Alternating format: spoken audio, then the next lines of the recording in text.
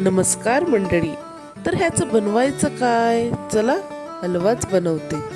मला दुधी अजिबात आवडत नाही. मागच्या व्हिडिओमध्ये मी कोलंबी आणि दुधीची सुकी भाजीची व्हिडिओ शेअर केली होती. तर मी त्या प्रकारची भाजी खाईल किंवा दुधीचा हलवा. तर मंडळी, सर्वात प्रथम काय करायचं की दुधी ही व्यवस्थित धुवून पुसून त्याचे तुकडे पाडून ती सोलून मग ती व्यवस्थित खिसणीने खिसून घ्यायची. तर मंडळी, आज घरी गौरव सुद्धा आला होता, तर मी त्याला सुद्धा खिसायला सांगितलं, कारण खिसायला खूप टाइम लागतो.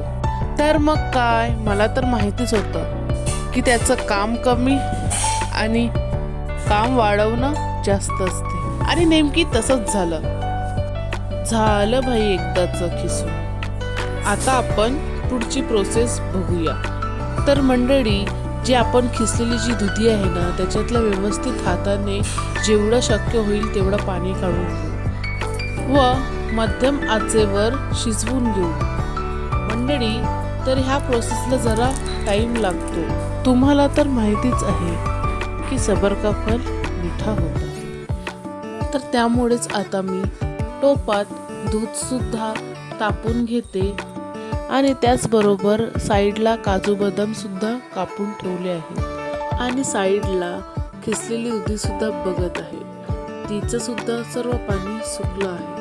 आता मी काय करणार की हे जे गरम झालेलं दूध आहे ते मी ह्याच्यात थोडं थोडं करून टाकणार व मिक्स सुद्धा करत राहणार.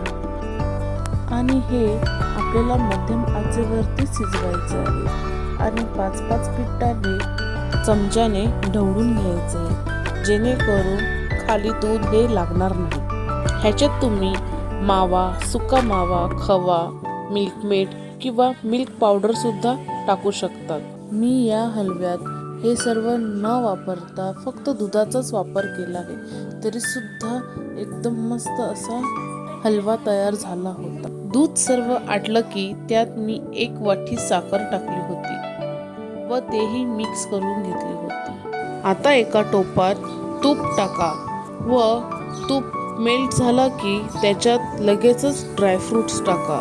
2 मिनिटं परतून झाल्यावर ते लगेचच आपल्या हलव्याच्या मिश्रणात टाका व व्यवस्थित असं मिक्स करून घ्या.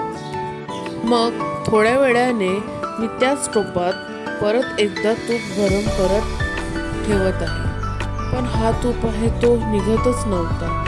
ते माहिती आहे ना, सीधे उंगली से घी न निकले तो उंगली टेढ़ी करनी चाहिए. पण टेढ़ी करून पण निघत नव्हता.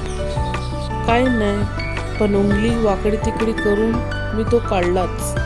आता तूप हा गरम झाला की परत एकदा मी गरमच तूप टाकून त्याला मिक्स करून घेतलं. अरे थांबा, तुम्हाला मी समोरून दाखवते. हे बघा आपला हलवा किती मस्त झालेला आहे. माझ्या तोंडाला तर खूप पाणी सुटलं आहे. आता शेवटचं प्रोसेस म्हणजे इलायची पावडर टाकून व्यवस्थित मिक्स करूया. तर मंडळींनो, तयार आहे आपला दुधीचा हलवा. आणि व्हिडिओ आवडल्यावर लाईक आणि सबस्क्राईब करायला विसरू नका. धन्यवाद.